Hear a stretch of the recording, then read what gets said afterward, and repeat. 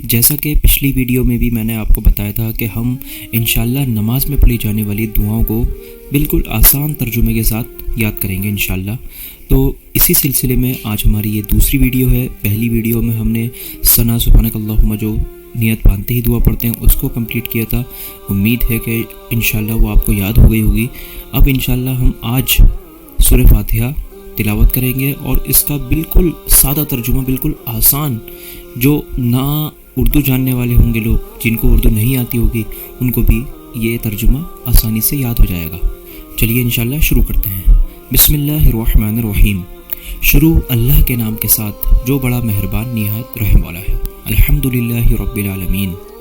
کل شکر اور کل ثنا اللہ کے لیے ہیں جو تمام جہانوں کا پالنے والا پروردگار ہے، مالک ہے۔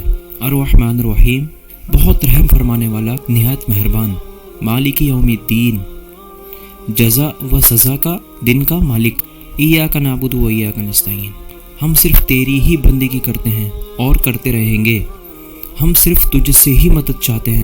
اہدنا الصراط المستقیم، اے ہمارے رب ہمیں ہدایت بخش سیدھے راہ کی۔